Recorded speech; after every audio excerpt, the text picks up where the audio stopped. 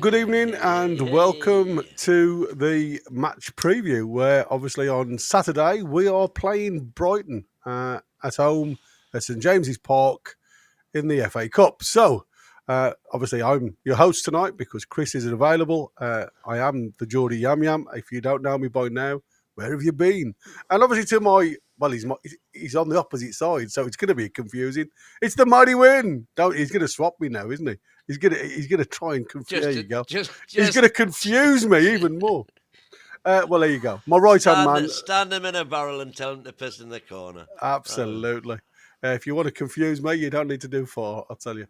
Like I said, what we're going to do, we're going to have a quick look at the review. Have a look at the potential teams.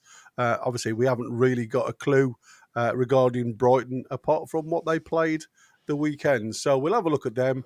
But before we go into any detail, let's do our usual housework. And again, welcome to all watching across all of the platforms. Thanks to everybody that works tirelessly in the background. It's a formidable job when you're doing this type of content. Don't forget to hit that like button if you enjoy the show. It just helps us get further as a channel to other supporters. Subscribe. It's totally free. Hit the bell for future content. Nearly always live, but we are throwing out the odd recorded videos now. So if you hit the bell, you will get notifications.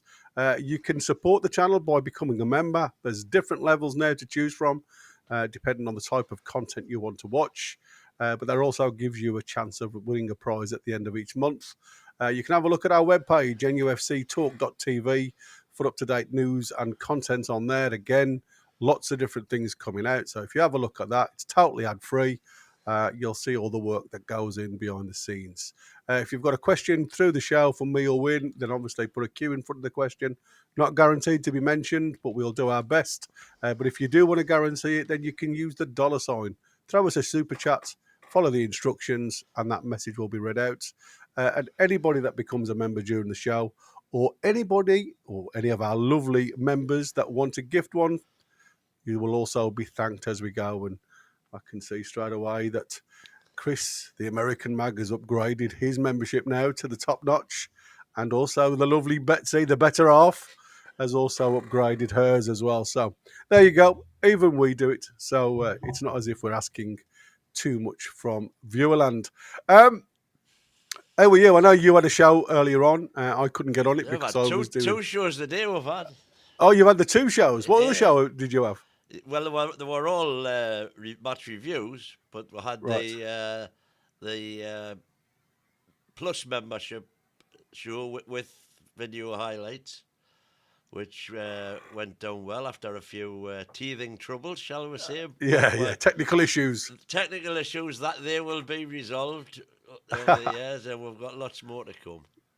Excellent, yeah. It's like I say, we tried different things. Some of it seems to be working flawlessly. Others just seems problematic, to say the least. So again, let's have a quick look at where Brighton are in the Premier League. And as you can see, they sit in 8th position, lost 2, won 3 over the last 5 games on 43 points. And like I said, typical Brighton, always seem to be in and around until it comes towards the end of the season, where for whatever reason they seem to have a little bit of a drop off on form and end up in beyond 10th. But what I'd like to look at here on the right hand side of the screen, you've got a couple of players that have made the Premier League Team of the Week. So Van Hecker, who's playing right centre-back here. He usually plays he does play right centre-back for Brighton. I thought he used to play right back, but now he's still playing right centre-back apparently.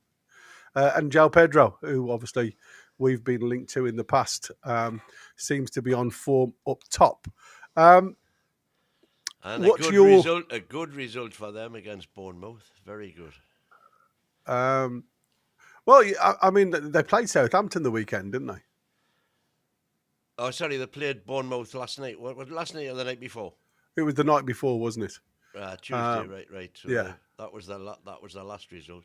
Yeah, so I mean, like I say, they are doing extremely well. Certainly not a team that you can take that you. lightly. Yeah, I mean, look, don't get me wrong. And I do. also another team that Newcastle in particular can take lightly. No. I And mean, especially not in the FA Cup. no, that's so true. But I mean, you said to me earlier about when we look at teams.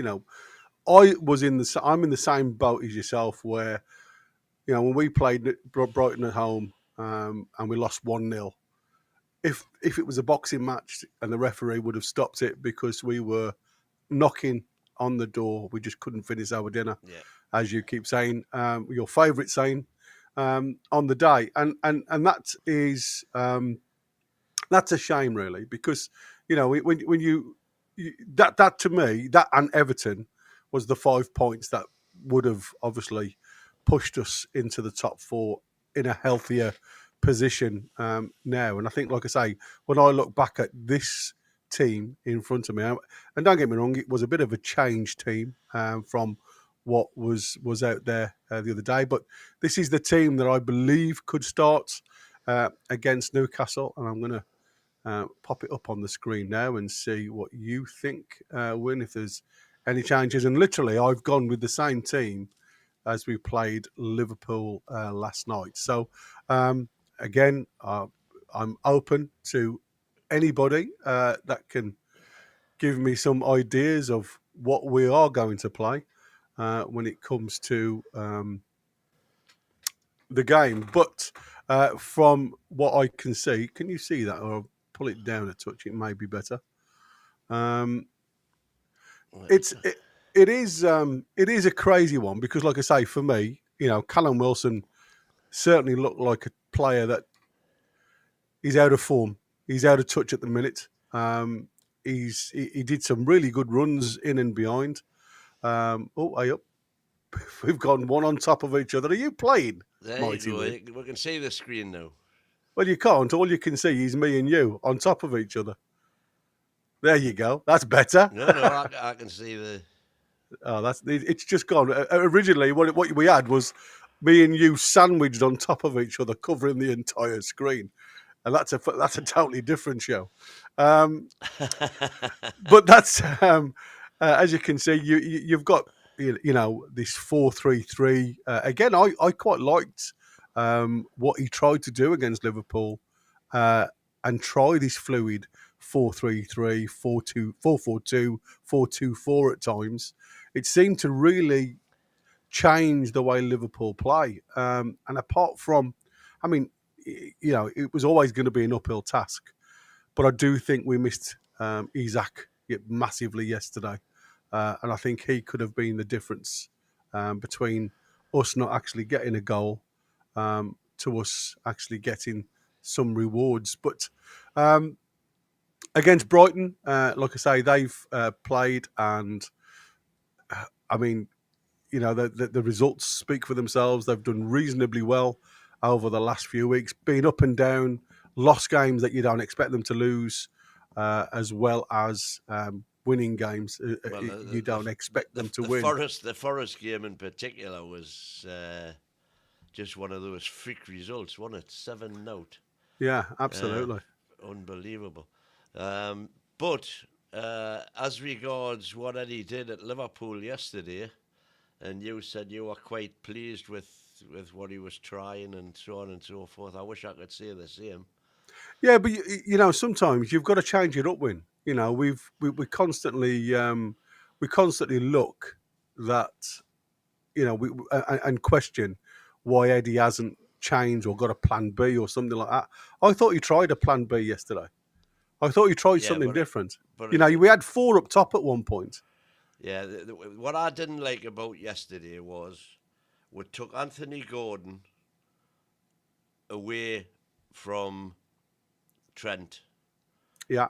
And Willock just wasn't the same at keeping him at bay, whereas Gordon, the last twice we played Liverpool, Gordon's had Trent on toast. Yeah, Steve's saying turn up your mic, Win, or put it closer in front of you because he can't hear you. Sorry, mate. Is that better? Well, it's still quite low, to be fair, as in sound. It's not massively loud, but Steve, let us know if you can hear that, matey. Yeah. Steve, you said no way that is the team. I mean, this is the team that obviously went out against Liverpool. I'm not saying it is. We'll come on to choices in a minute. I'm hoping it's not, to be fair. But yeah, when you said that Willock didn't get the right game against Trent, I disagree. I think there was a lot of potential balls that he could have got if people around him had made the correct decision. I don't think Tonali made the correct decision by playing Murphy in. Murphy didn't play the correct ball across the box to Willock to run onto. I thought, personally, for me, it was the wrong choice made by other players, not the individuals, like you've just said about Willock. And when I look back at the game and the amount of opportunities that we could have made, and I'm not saying we would have gone out there and won the game, but rather than having, I mean, it worked out at one shot at goal, and it wasn't even a shot at goal, well, on target, that is. We would have made a few more chances created where we could have at least tested Alisson yesterday, and I think that was the biggest thing for me. But anyway, going on to the team, the Newcastle team. Steve is saying that there's no way that that's going to be. Connor's saying Kraft over Shaw for me. Can't do any worse. Is this the game where you would be I know you were going to say no here. You put your strongest side out. Oh, I do, but I don't know. I think I might surprise you what I think my strongest side will be. Yeah, well, at the present moment in time, from what we've seen, I think we could say there's a couple of positions that are still up for grabs. If I'm honest with you, there was very few players last night that shone. I mean, Lewis Hall, I think he's undroppable at the minute. Yeah. I think Tonali, even though for me he did make a couple of mistakes that led to goals, not directly, but contributed towards the goals. But I don't think you could pull him out the side. No. Bruno has been the disappointment for me, if I'm honest with you. Last two games that I've seen Bruno play, I just don't think he's been at the races, if I'm honest. And I often question whether it's now I've got a player missing somewhere in this Brighton side. I've just realised that I haven't put a player in. I need to have a look at that in a second. We're only giving them 10 players. Maybe we've got a chance. Maybe that is it. It's a subliminal thought that I've got. Get a man sent off in the first minute. Yeah, he's gone. He's already been. So yeah. For me, it is going to be one of them crunch. I hope it's like a cup game, a full intense cup game. But I am so worried, and I'm going to say this now, if we start with Callum Wilson again, because I don't think he's the type of player at this present moment in time that continue playing back-to-back games without the potential of him getting injured. But again, I look at Asula and I look at how raw Asula is, and would I be tempted to give him a run at Brighton? I don't think I would. No, neither I don't think I have the confidence in him yet to go out and say, you've got a chance here. Listen, Callum is rusty. Obviously, he is rusty. absolutely. He's got no minutes in his legs at the minute, and I still think he can do a job.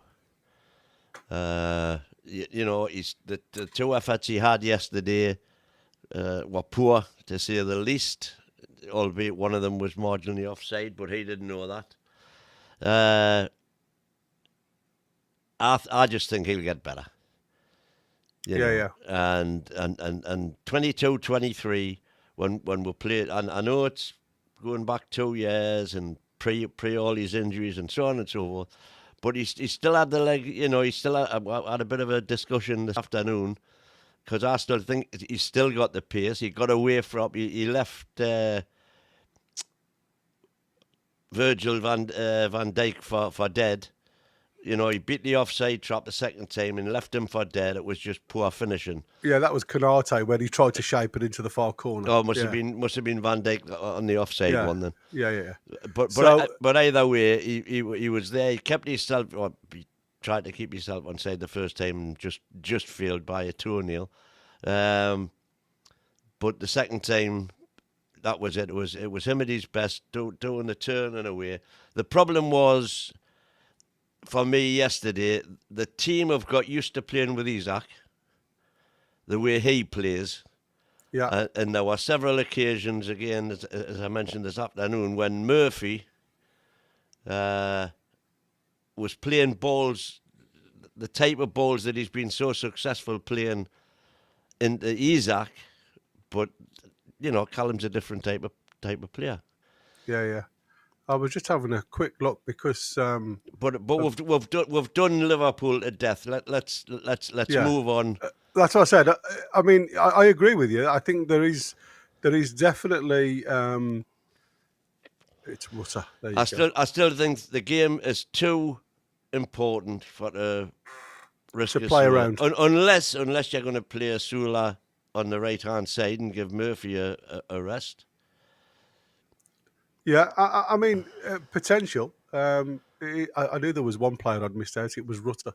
Oh, one of the best. Yeah. So again, you know, I wasn't overly disappointed with the work rate, with what they tried and how they went about it.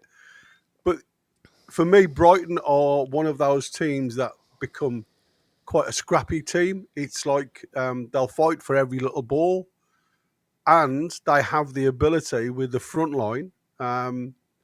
If we give them the half chance to put the ball away, again, when we saw that when we played them at home, we lost 1-0.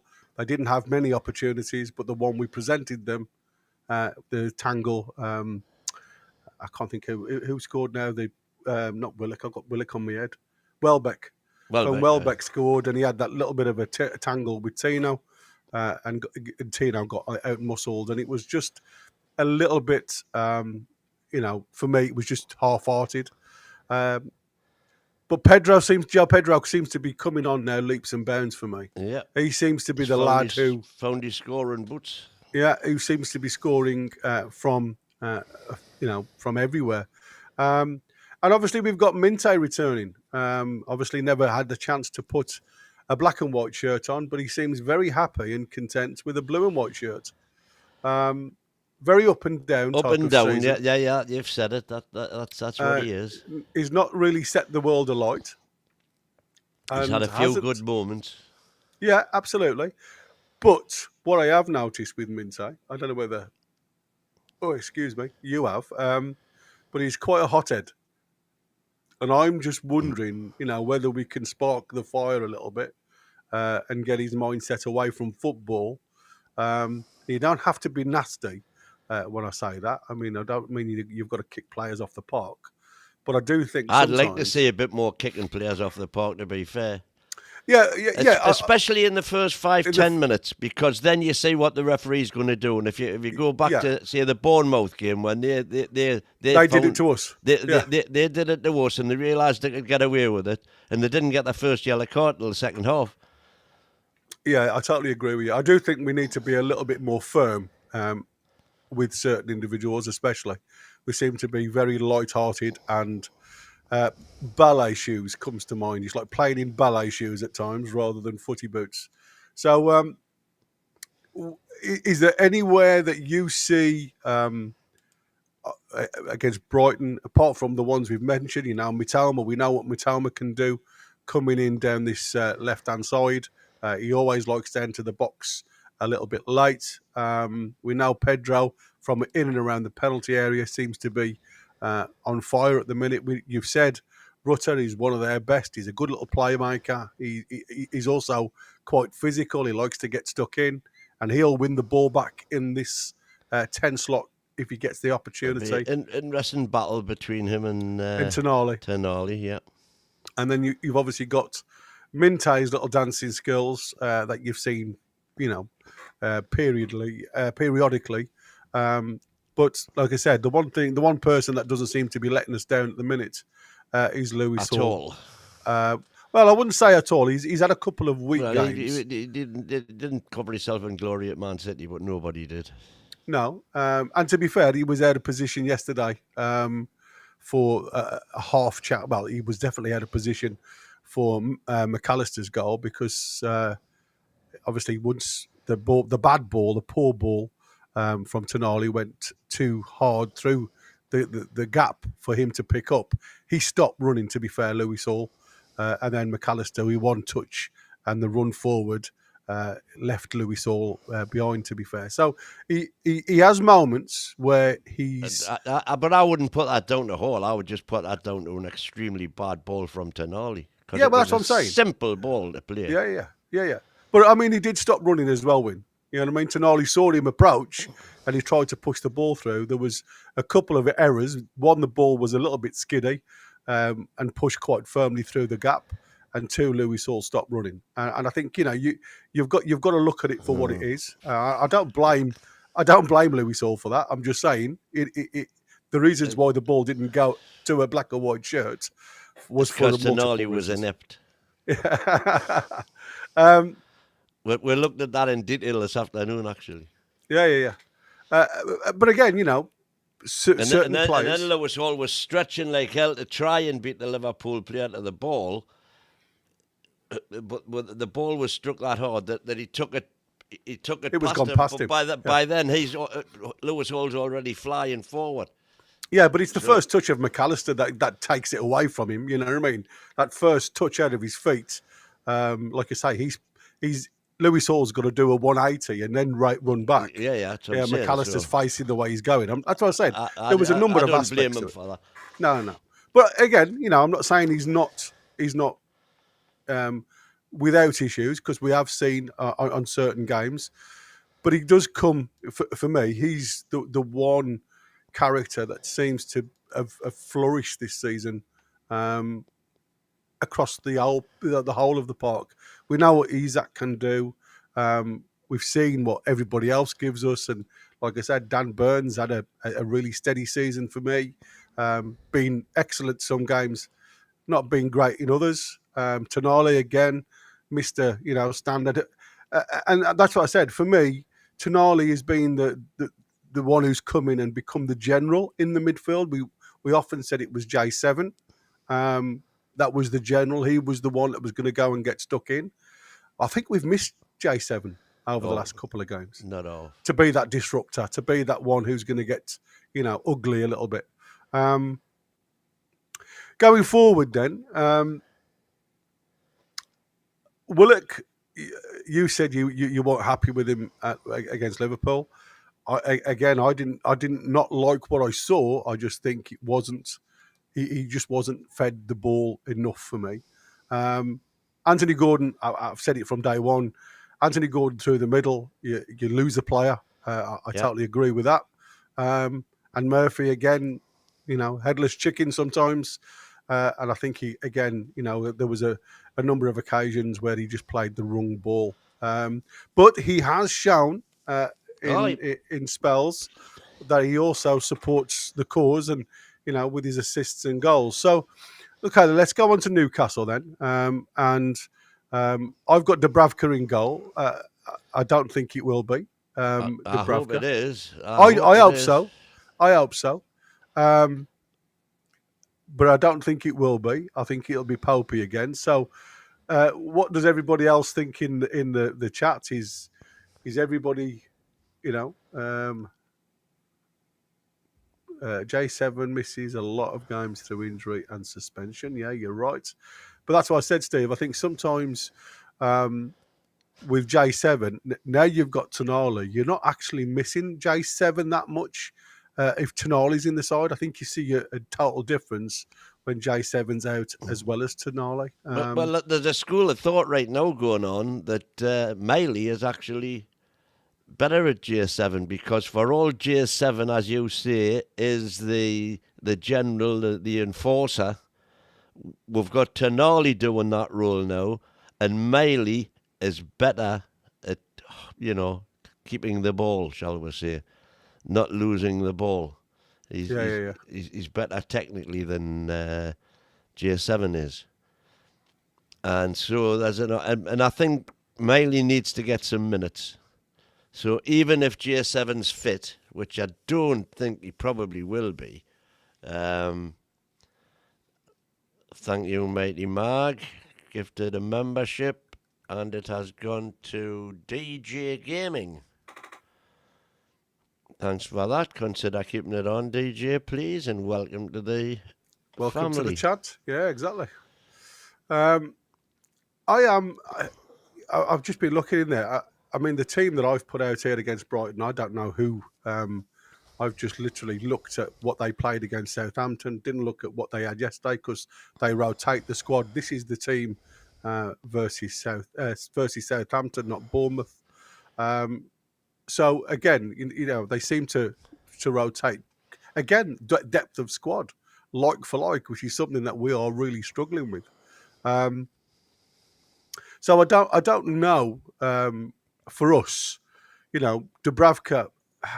I agree with you. I think Popey has been susceptible over a couple of games now. And we were just watching a few highlights of the game last night, and there was some positioning where I said, with Diaz coming in, if Diaz was cheeky enough to have a go, Pope wouldn't have got anywhere near the ball. Certain things like that starts to worry me a little bit, and it's whether Pope's confidence has been knocked. Well, it's got to be shattered. I mean, that incident with Salah yesterday, just Pope at his absolute worst, wasn't it? Yeah, absolutely. So to me, if we are taking this competition seriously, and we should be, it's got to be Dubs. It's got to be Dubravka. Anybody in the chat disagree? You could even argue the case that Eddie can turn around to Pope and say, you're number one, but Pope. Dubs plays in the cup, and then when he has a blinder tomorrow or on Sunday, he says, "Oh well, sorry, buddy. He's played well enough to keep his place." yeah, absolutely. I'm just gonna put Estopian was he was out apparently. Estopian Lampy was over there, and Estupian was here. According to this is the team against Bournemouth. And in midfield, I believe, correct me if I'm wrong, team, as you've just said in the chat, where has he gone? It was Gomez. Don't seem to have Gomez. Have I gone past him? Right, well, the Bournemouth lineup was Ustara up front. Yeah. Semenyo. Oh, sorry, man. I was going to say, are you sure? Pedro up front. Yeah. Matoma, Rutter, and Minty behind him. They played 4-2-3-1. Matoma, Rutter, which is what they always play. Minty behind Pedro. Yeah. And then Gomez and Baliba as the holding two, the pivot.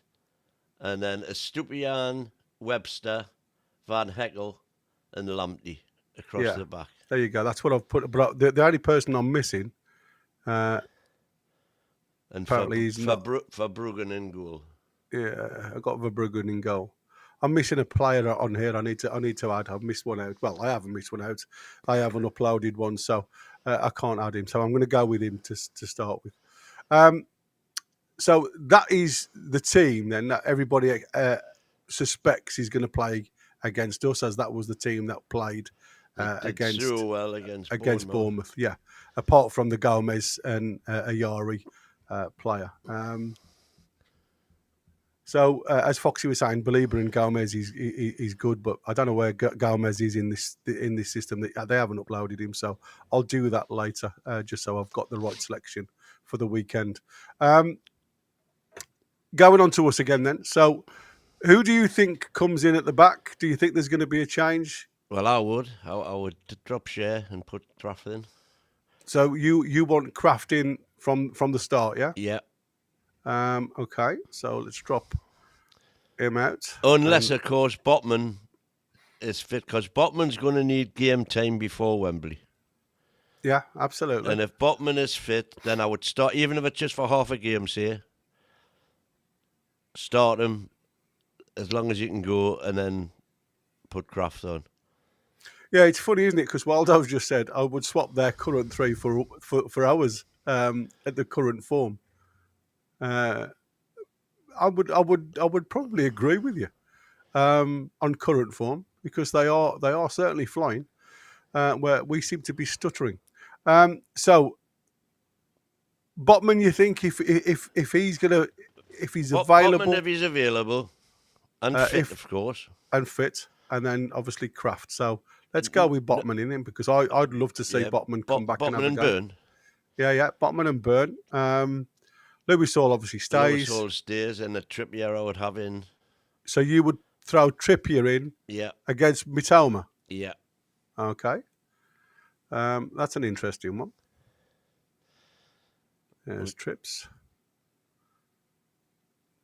You know, I keep on hearing this Tino's got the pace and all this, and, you know, he probably is slightly faster than Trips, but he just hasn't got Trips' head.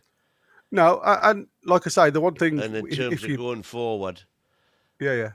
You know, he can take the ball out of defence. He's done it on numerous occasions, but when he gets there, he's just a headless chicken. He never... Well, I'm saying never, that's harsh. He rarely picks the right ball or the right option. Whereas Trips invariably does. So would you not give Dan Burn a rest for this one and throw Botman and Kraft in? I think that's maybe he's asking a lot. I'm just saying. I'm asking the question. No, we're talking about getting minutes into players' legs. Yeah, I know, but I want my man there. Okay. You know, just for his. Yes, Peter. He's Peter. How are you doing? Yeah, it's test. Just doing a test sound check. Can you hear me okay? No, we're live now, man. You're live. You're he's gone. He's gone. He's back. He's back. Pete, we're live. What? We can hear you fine. I know. Come on. You can hear us, yeah? Yeah. You're on anyway. You're on the screen. You're on TV. Welcome along, mate. Good stuff. I know I'm late, yeah. It's all right, mate. So I just wanted to check it out of the way that you can hear us okay. No. To be fair, mate, we had scheduled it for 9:30, but I've got a really busy morning in the morning. Got to be out early, so I've brought it forward. Bear with us, guys, because it must be a bit of a dodgy connection from my side, because it's just breaking up when you're talking. We'll see how it goes. It's fine. It's fine from you. Now, when you're talking, it's absolutely perfect. Genuine question from Tony. Just come in. Genuine question. Are you talking about shot stopping where Dubs is playing well? Because in his first 4 games, when he came back in, he faced 5 shots on goal. Pope faced that for Forest alone. Like I said, I don't think you're ever going to please everybody with this. And there's going to be, Tony, for me, if you're happy with what you've seen Pope do over the last 2 games, then that's absolutely fine. All I'm saying to you is I have a genuine concern, and I want a keeper that's going to be a little bit more mobile. That's all I'm saying. I would have Dubs in for this game because I just don't see any confidence I don't see any confidence in Pope at the minute, and I don't know why I say that, but his positioning sense has been all over the shop. And like I say, I think he could have potentially got down to that first goal yesterday. Potentially unsighted by 2 bodies in front of him. I'll give him that. He did have to step across to his right. But I still have my doubts at the minute. And to be fair, even though Dubs has conceded a number of goals, we have been really shoddy at times at the back. And again, we saw it last night where players were allowed to get 3 or 4 yards on us within the box to get a shot off. And that's something that's got to... I think that's where Eddie's got to really work hard, if I'm honest. he's got to start getting players tighter within the penalty area, because we're just giving them easy shots at goal. And not just in the penalty area, but all over the pitch. Well, I mean, if they're shooting from 30, 40 yards, I don't expect many of them to hit the back of the net, to be fair. Looks like Peter's got Leeds City. What's this one? Let's just have a look at that one. Just another one that I haven't seen. Yes, welcome Leeds City. And that one goes, we have a good week break for the next 3 games. We should be able to give it all without worrying about not being fit. But it's match fit. That's the thing. That's I'm going to say that is the thing, isn't it? It's getting minutes in legs.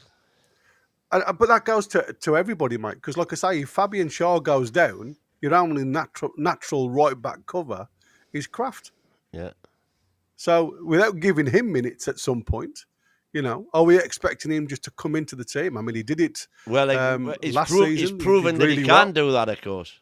Yeah, he did, and that's what I said. He's done it last season, and he's proved he's done it this season when Schär got suspended. Yeah. But I do think that's probably the risk, though, isn't it? Because I mean, I don't want to say that. You imagine us going into the situation where we put in the week of the semi-final, the final, and Schär gets crocked, and we've got no replacements. I've been, like I say, are we asking a step too much without game time? That's what I'm saying. There's some important games coming up. I can think of things that will worry me more than Kraft coming in to replace Schär. Yeah. Oh, there's your back phone. Yeah. Tony's just come on and said he's not happy, but I don't think Dubs is a massive upgrade. Well, neither do I, mate. And I think that's what I said. I don't think you can get a cigarette paper between the two of them when it comes to natural things. But I also think, like I say, at this present moment in time, Dubs just gives us something with a little bit more confidence to pass back. I think that the back 4 are far more comfortable passing the ball back to Dubs than what they are to Pope.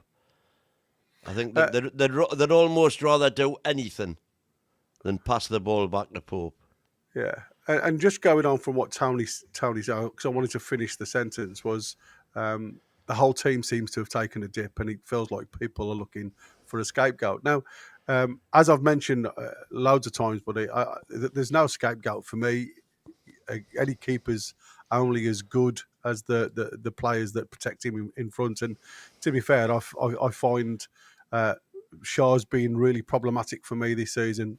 Again, I looked at certain positions yesterday against Liverpool, and again, certain positions.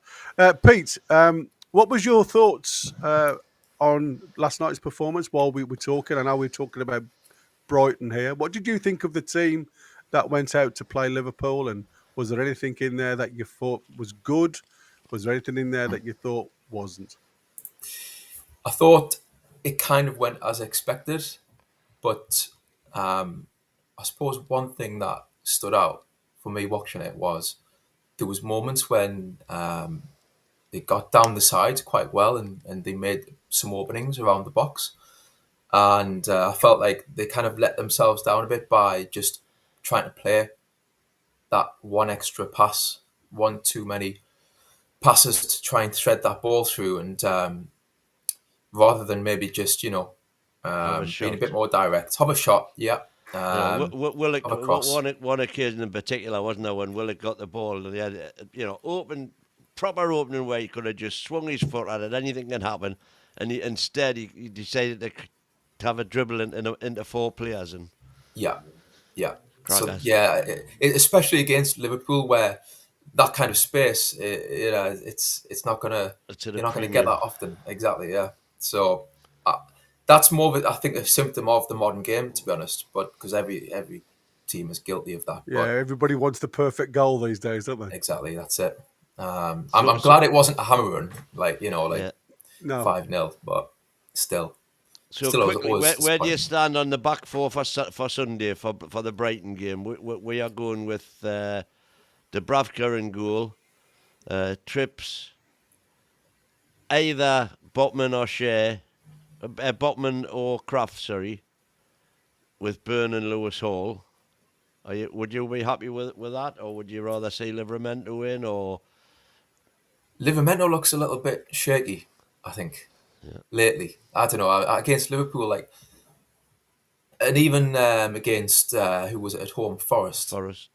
Yeah, that moment when he came inside and he lost the ball, and yeah, I would love to have Trippier back to his best, or at least he just brings that mentality, doesn't he? I think at least if he's got that focus, I think that's probably a decent choice for all four spots, and also for the keeper as well.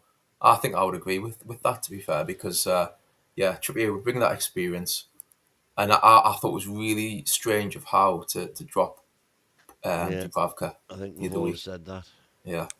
You know, here's a question from Connor for you guys. Do you think we should be playing the formation and tactics we play in the final, so they're ready, know what they're doing? Well, I think we know what. I'm saying we know. You know, there is a school of thought now saying that he's going to go 5 at the back at Wembley, and there is an argument, therefore, if you're going to do that at Wembley, to try it out a couple of times before you get there would make sense. Nail it before you do. But are you going to get the same type of opposition play from Brighton and West Ham as you're going to get from Liverpool? Probably not. I think we would expect to have much more possession against Brighton at home and West Ham than we're going to get against Liverpool. So I think it's horses for courses, isn't it? So I'd go with the tried and trusted 4-3-3. Yeah, I mean, when the 4-3-3 works, and we saw this against the 11 minutes against Forest, it looked good. But for how many times have we seen this season the 4-3-3 just hasn't looked as fluid? And like I said, the midfield three, I can't see it changing. I don't believe there's anybody going to be back fit. I mean, they said J7 was. So you would have Willikin instead of Maley? I would still go.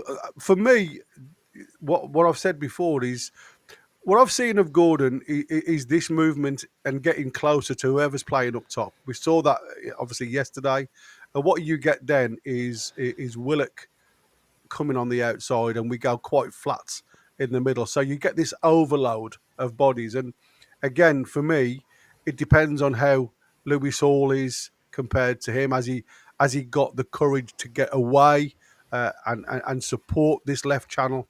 Because I do seriously believe now we've started to get this relationship, whoever playing up front. I mean, I'm hoping Isak's back, but we've looked a lot more dangerous against the opposition on this left-hand side with movement from certain individuals coming off the wing. We know Murphy can come inside a little bit, but Maley stays on the outside.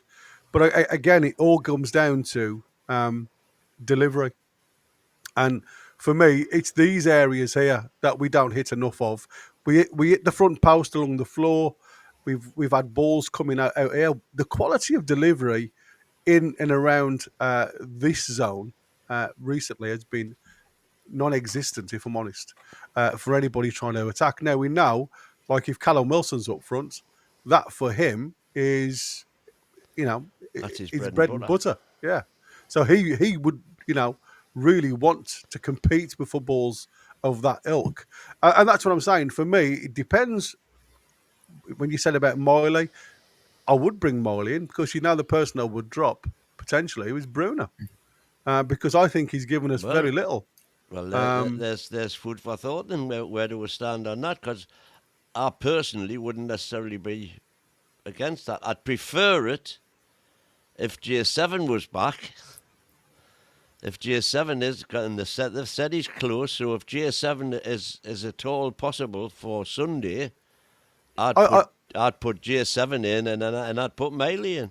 I just think the way Bruno's playing at the moment, he's saying to me, when we praise a player because of is availability.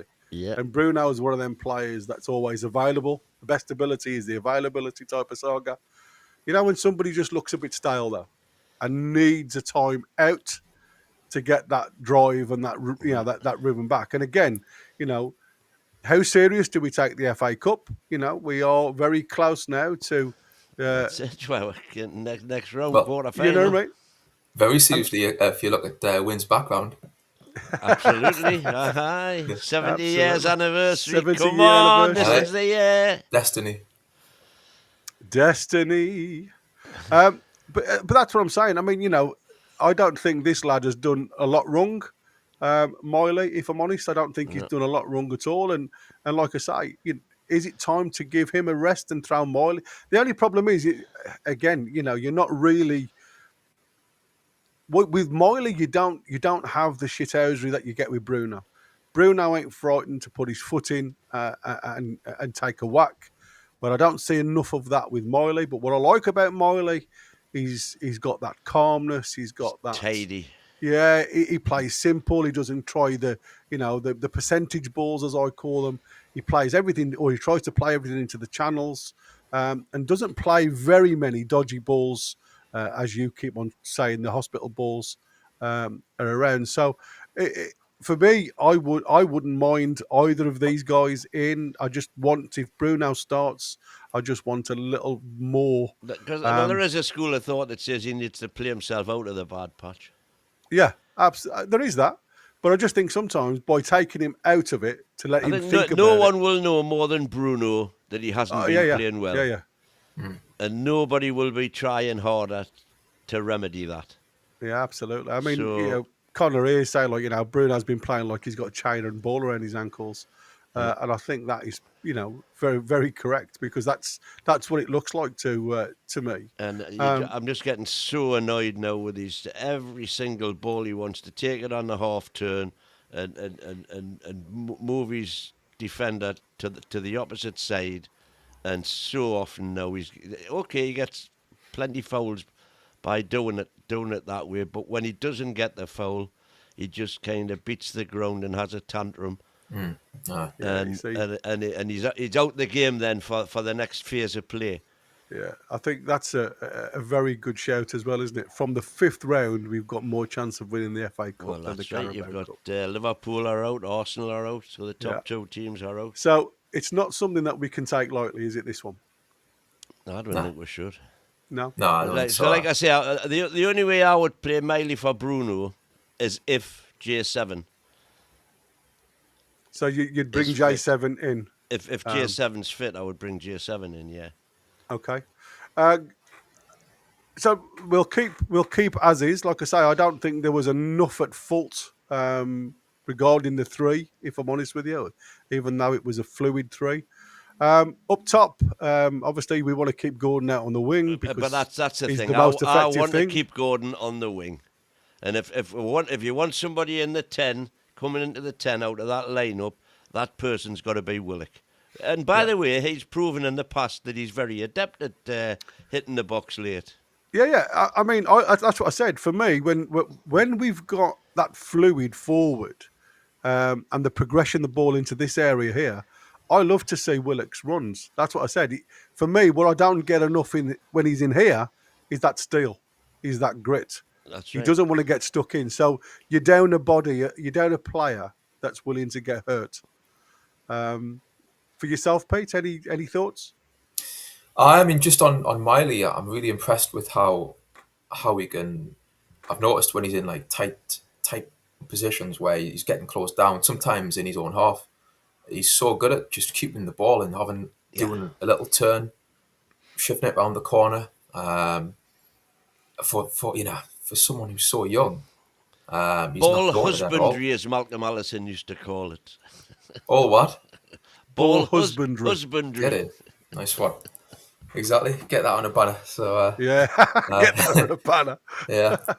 But no, he's quality, and I can understand why you might say put him in instead of Bruno, because I mean, when you think about Bruno, since he got in the team after he he signed, you had to wait a little bit, but once he was in the team, Ever present. exactly from that point Well, that onwards, he's one been game when he was suspended. Suspended, right. yeah. Exactly. So it wasn't by choice. So And then, of course, they dropped him for the first half. Was it against? Oh no, it was as he started. It was the second half. He came off for Tonali against Croydon, Birmingham.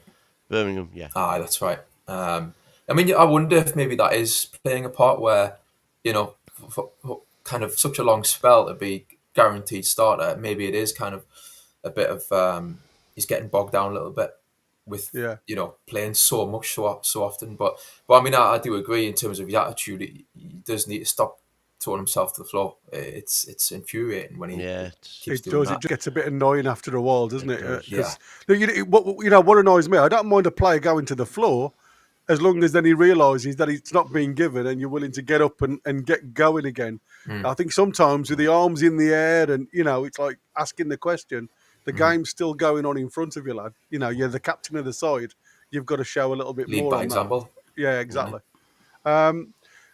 So going up, obviously on the right hand side. Now this is where I would potentially change. I'd start Barnes. I'd start Barnes simply because he gives you a shot at goal, and I don't think, again, as we saw yesterday, when you're at this stage of the game, we're talking really close to the judgment days now. You want shots at goal. And like I said, yes, we're at home, and I think that will always be our 12th man. But I think Barnes deserves a bit of a shout now. Is this left or right, Gary? Well, like I said, I've seen Barnes play across the three, and he's done as. I'm going back to the days when he was at West Brom. When he played in the 10 role at West Brom, he used to come in off the right hand side and off the left at times and play in this hole. He could score with his left and his right foot. So, and we've seen that this season. Barnes isn't the type of player that he will be shying away from hitting the ball with his left foot. So I don't know whether I'd be tempted to throw Barnes in. I mean, the one thing that you don't get with Barnes all the time is, the tracking back that you do with Murphy. And, are we willing to go trips one-on-one, you know what I mean, against Mitoma? Because we know how tricky Mitoma can be. But again, it's how brave Trips is. He's coming the other way, because if you start pulling Mitoma down the line because of your runs, he's not effective, is he? No opposition player is effective in his own half, and that's what I said. Sometimes you've got to be brave by trying to pull players away. And the one thing I felt really sorry for with Louis Saul was against Salah. Salah never treks back. Salah's the outlet for Liverpool all of the time, and you notice that every time they have the ball in the defence, it's one kick long and Salah's on it. Have they got a similar type of player? Well, no, they haven't. So I think with these type of games, you can afford to take more of a risk. And I think it's where you take their opposition, if they're willing to track the runs more than what they can do to us. And I think that so much as well depends on our press. We've got to press them in their half so that they haven't got the outlet balls. And if they have, it's going to be a long one, which hopefully Big Dan's going to head clear. Well, also what I've noticed, right, with Brighton is they're one of these teams that, in a way, they're a bit like Newcastle, where, a bit unpredictable. They look amazing. You watch them one game and they look like, they're like a well-oiled machine. The football they can play sometimes is like brilliant. But then other times, I watched them against, the Forest game. Exactly, 7-0. There's other games. What was it? Arsenal, I think. They played Arsenal at the Amex. And didn't look like scoring.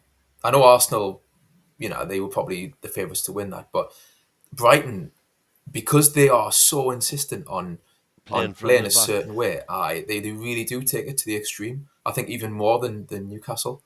They're one of these teams where they're all in on that, and that was never more highlighted than 2 seasons ago. About the second last game of the season, we beat them 4-1. Yes, to get in the Champions League season. I mean, they kept on rolling that ball out the back. I think we got 2 goals, didn't we, from intercepting the goalkeeper to the. That's right. To the fullback. Yeah, they're just insistent on it, and so And they did that the same, okay, they beat us at the start of the season, but we should have been out of sight at half time by then. How they won that game, I still don't know. Yeah. bad them.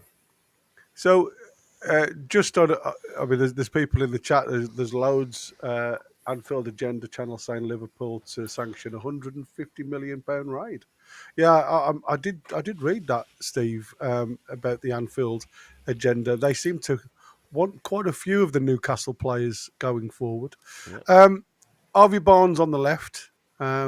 Say we went with two in the middle.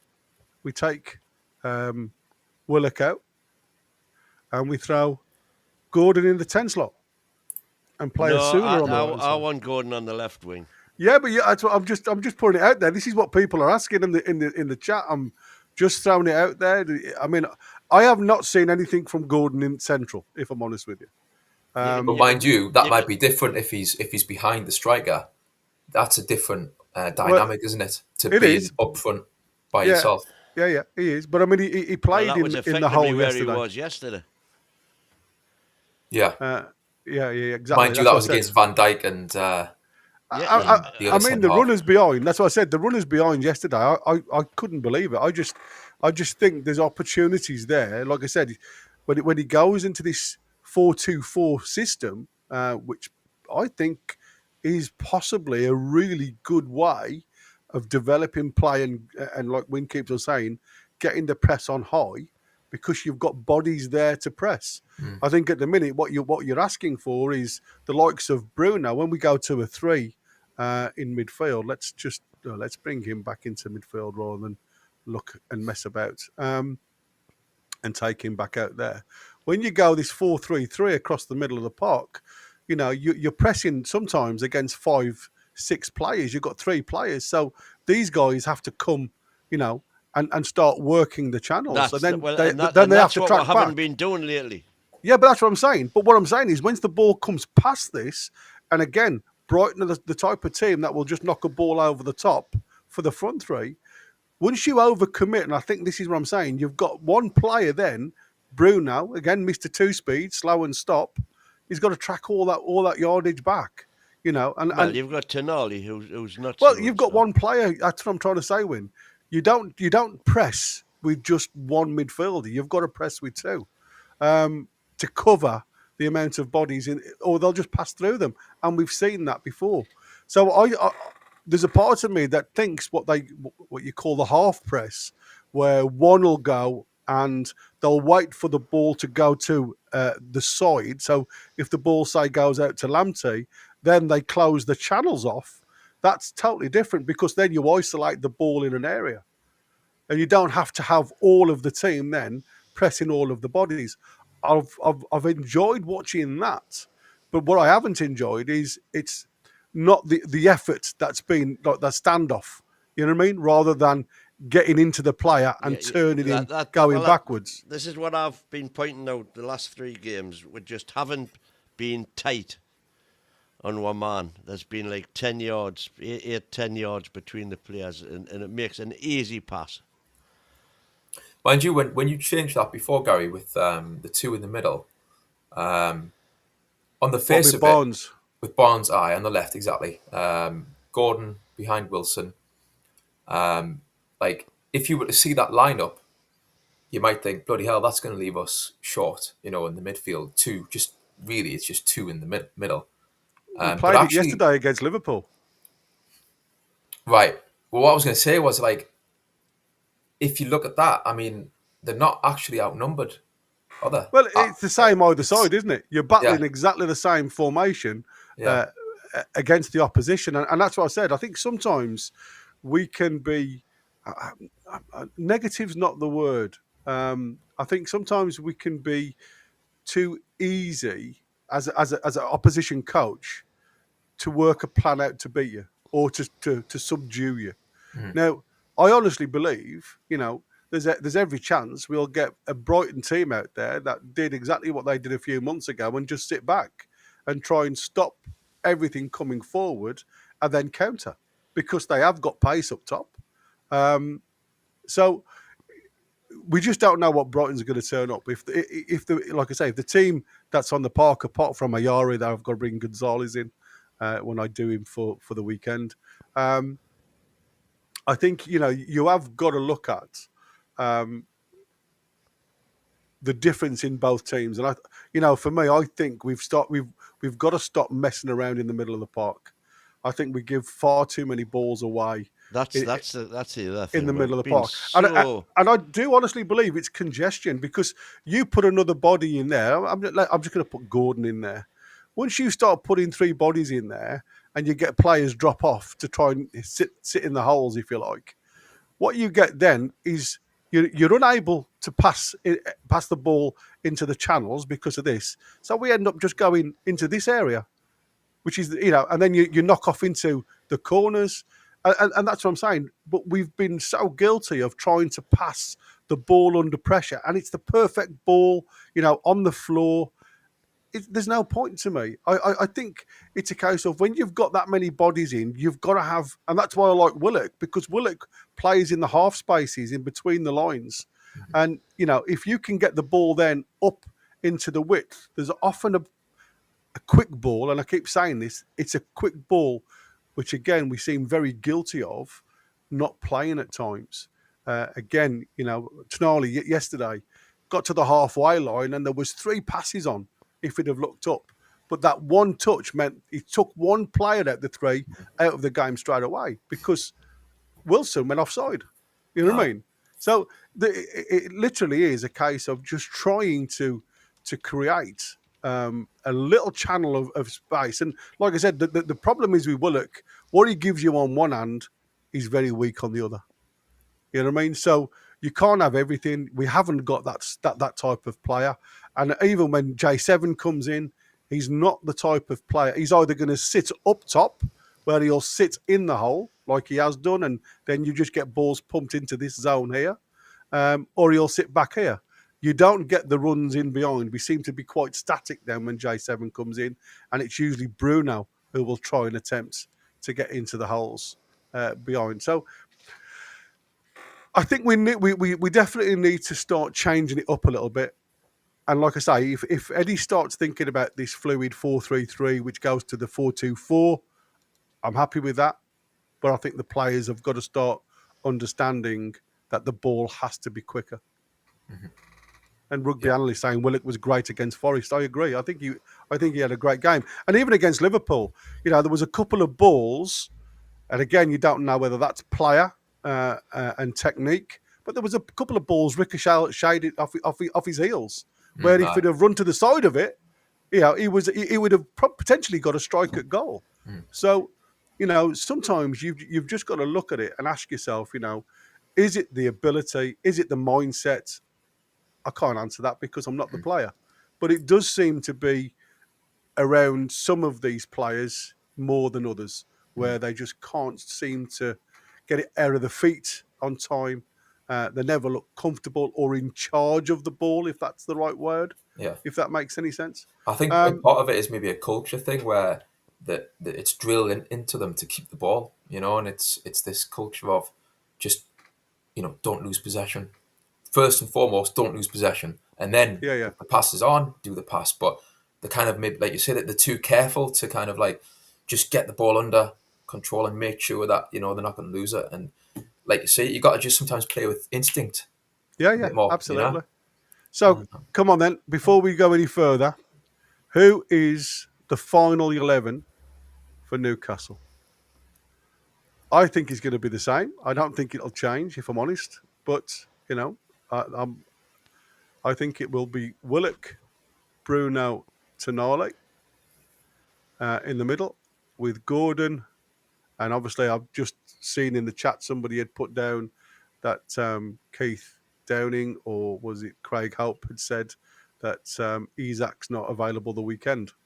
Mm-hmm. So it definitely will be Wilson starting.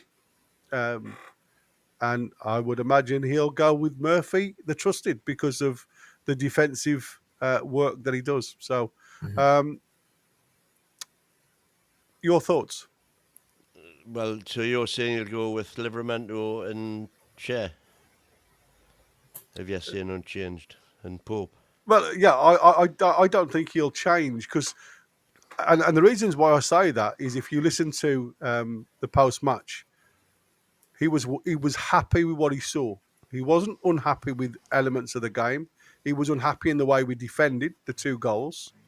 But he was happy with the overall play. And that's why I said, when he starts looking at stuff like that, we don't he starts beckoning an injury recently. Yeah, well, that's what I said. I mean, there's players now that are starting to feel certain knocks. So I think he will stay with Shaw and Tino. But I'm happy to go with whatever you guys think. I just don't think he'll change the midfield enough for me. I think Bruno, Miley, Longstaff, Willock. So you think he'll go 4 in the middle?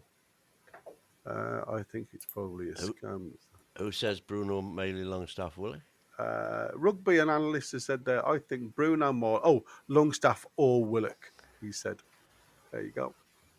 I'm Yeah, I kind of not sure. I want Longstaff from the start. To be fair, and I know that's horrible. I hate to start picking out players as just being weak entities, but the cameo appearance last night again. Hardly touched the ball. I know he come on really late, but you've still got to get involved in the middle of the park. And if you can't touch the ball in the middle of the park, then what's the point? I'm trying. I saw a comment before saying that why change Shea and Byrne? They've been playing overall well and they've had loads of clean sheets. I've just had a check up on that. I can't find the comment, but anyway, you'll know who you are. The clean sheets we've had this season were Southampton, and that was when Shea got sent off after whatever it was, 22 minutes or something. Yeah. Wimbledon, Everton.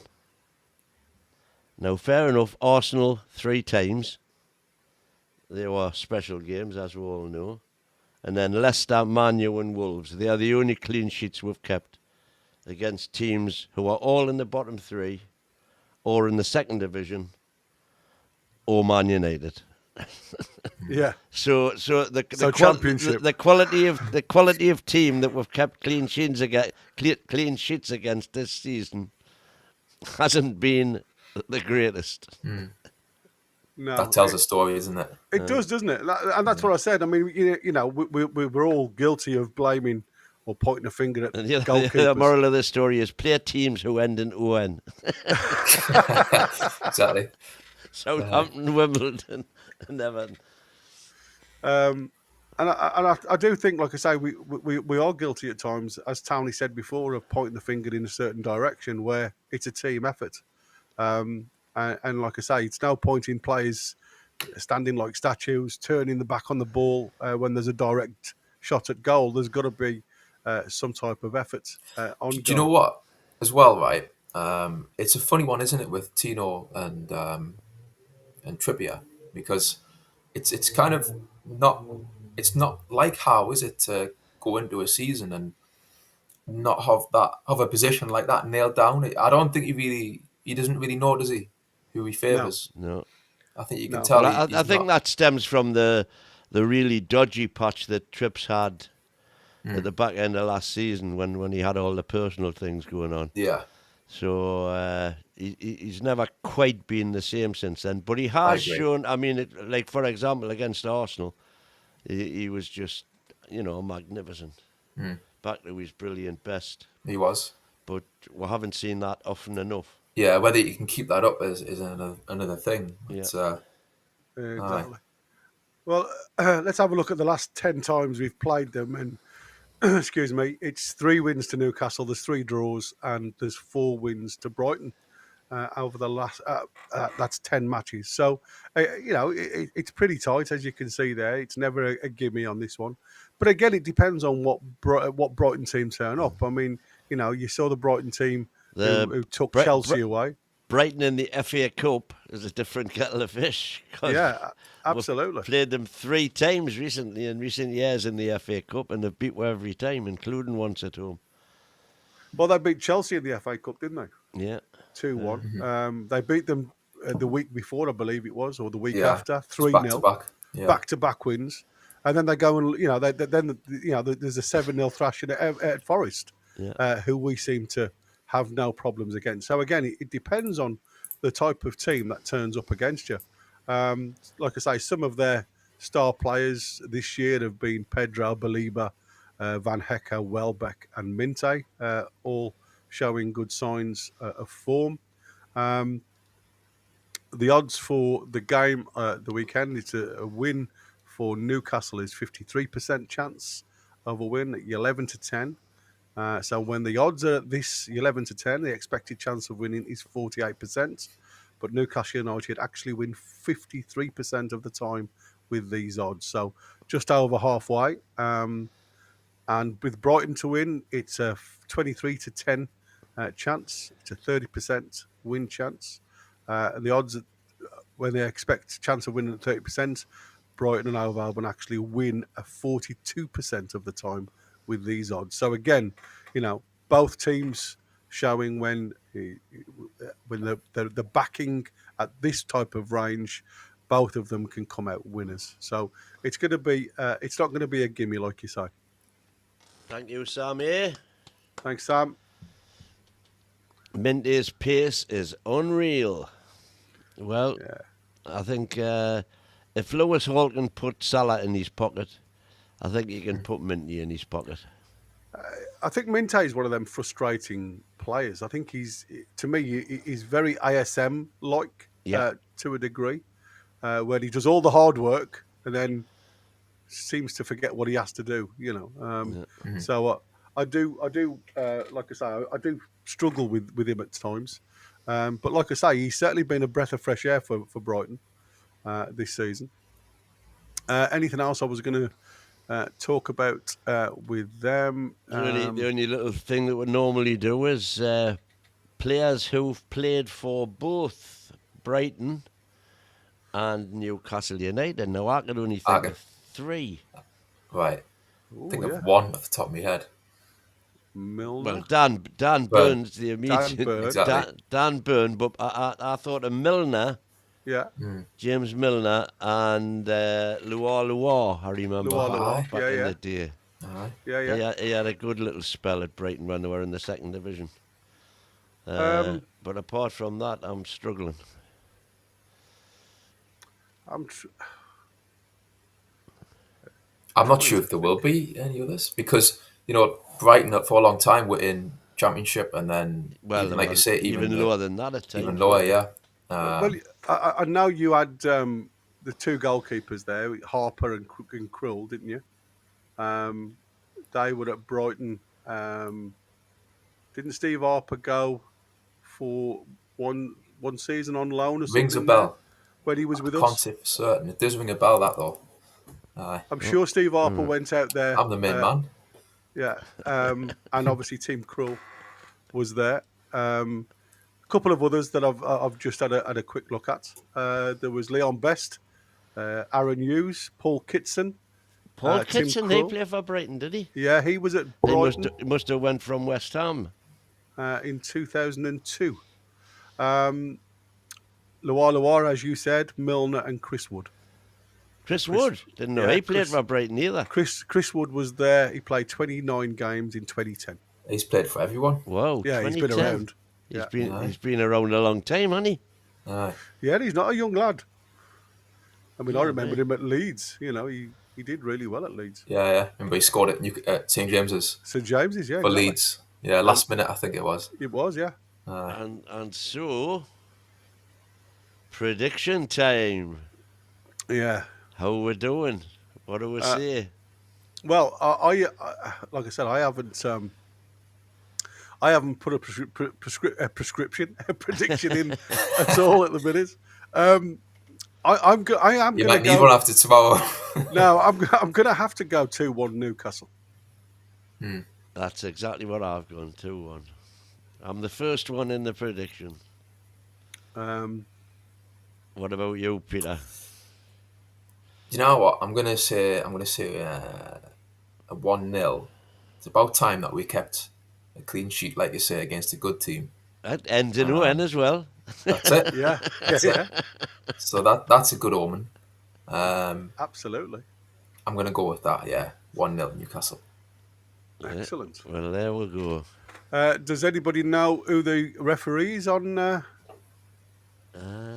No idea. Have a quick. Because it's Check. it's an early kickoff, isn't it? Let's double check. I'm not sure. You know. I thought it was a quarter. Isn't it a 1:45 kickoff? Let's have a look. Sunday. Sorry, it's Anthony Saturday, Taylor. Oh, It's Anthony Taylor. There you go. yeah. I don't know what he's been like with us. Kick-off 1:45. Yeah, it is. I thought Ah, it was. Sunday. That's right. Yeah, 1:45. I thought it was. So, that's a quarter of an hour's less drinking. Quarter of an hour less time spent in Aspers. That's no good. Aye. You'll have to get them up for it winning the East Stand. You'll have to what, sorry? absolutely. You'll have to get them up for it in the East Stand. Yeah. Right. Foxy's saying it's going to go to penalties. Leeds City he's saying 2-0 as well, so he doesn't think we're going to concede. Tony T saying it's going to be a 1-1. Rugby analyst, he says 3-2 win, and Sam says 2-1. So there you go. I mean, when you think of like we've said earlier about the teams knocked out of the FA Cup, and Kieran 5-2, a Sula hat trick. Mate, Yeah. I'll tell you Well. something now. I'd love to see that. Stranger yeah. things have happened in the FA Cup. see, Asula Absolutely. could come in handy in the cup final as well. You know, if we need something different, and if he can go into that match with a bit of, with confidence and on a bit of a high, some goals, then yeah, I think that would be brilliant. So I want to see Asula get involved, like he was obviously against Birmingham. Well, where thought he did I really think well. I think he'll get half an hour like he did against Liverpool. I think Callum will start, and then he'll come up. But what I want to say is I want to see that happen, not just as a result of, for something example, going wrong. Brighton scoring. I want it to be proactive as opposed to reactive. Yeah. But it's a massive chance to again win silverware, really, when you think about it. Of course it is. This far in the tournament with teams, all the Liverpool, like you say, City knocked out. Yeah. I mean, the double is on, lads. So The treble's Double. on, man. The The treble's treble's, I'm on. gonna Oh, say. ye of little faith. Crazy, not isn't sure it? if I'd bet on that. I think that probably went out the window yesterday, to be fair. Do you think? Yeah. Yeah. Quite a few yesterdays ago. I Went out the window. was gonna say, yeah. All our yesterdays.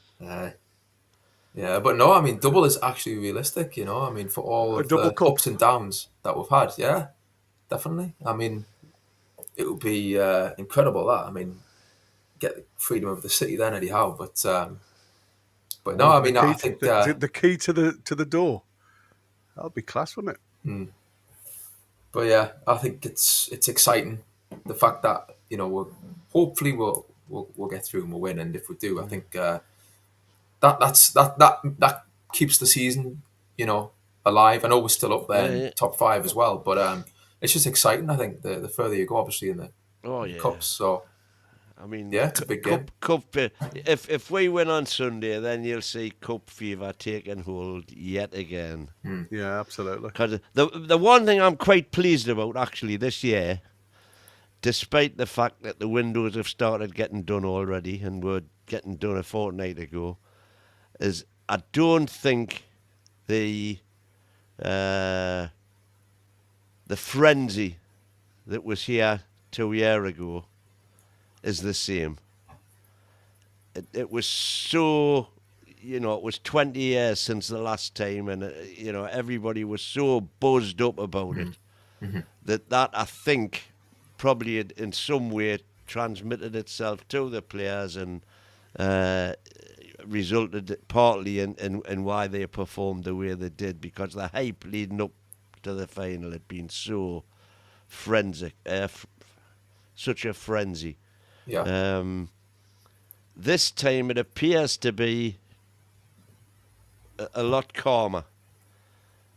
But I think if we can get through tomorrow, then it's going to build on two fronts, and you know, it could hopefully build at just the right time this year instead of peaking too early. Yeah. As I it think did there's a last bit year. more expectancy now, isn't there?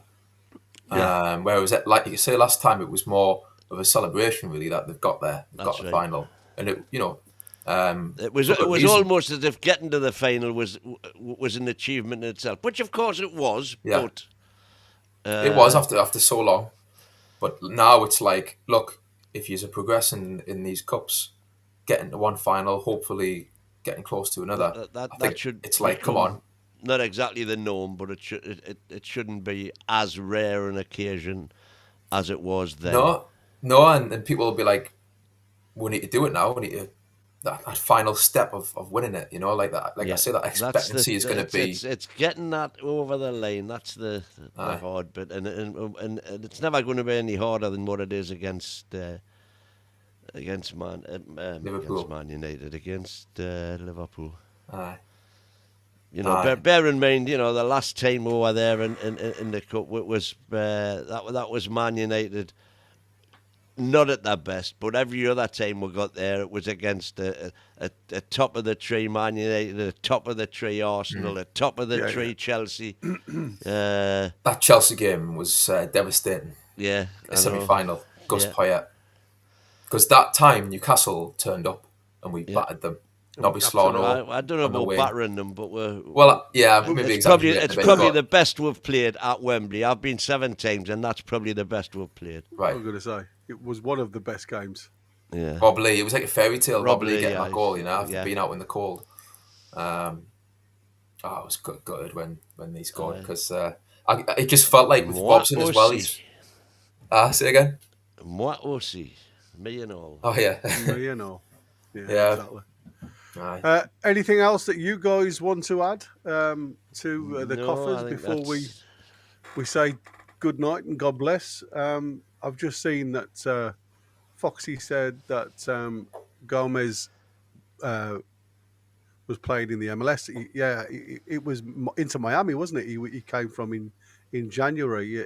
He's a really good player. And there you go. That was the one I was looking at. It was from Foxy. Worried that the midfield Bruno got bullied by Gomez last time. Yeah. Well, like I said, we will wait and see. I mean, obviously, I will add him to my list ready for the match on the weekend. And until then, well, it's a goodbye from these two. And it's a goodbye from them too. These two here. That's it. There's someone over there. And thanks for coming on, Peter. Yeah, thank you so much for your input, buddy. Sorry, I'm a bit late. No, it's okay, mate. No problem. A week's fine in the wages. Yeah, cha-ching. And thanks to everybody that's contributed, as always. Yeah, thanks to Mighty Mag and to Sam for the super chats, and to Chris and Betsy for upgrading their membership. Yeah, indeed. And if you want to do that and get all the new shows, we're going to $4.99 or an extra $1.99 if you're already a member. Have a look on the website, follow the instructions, and get all the new content, including the show we did on the post-match today with live footage and all the rest of the stuff that we can't show on YouTube. Yeah, exactly. Until then, until the next one, which is tomorrow morning, the presser. The presser, 9:30 tomorrow, 9:10 tomorrow morning. We'll for the see you there and then. We'll see you then, Take guys. care for now. How are the lads? Lassies and bands.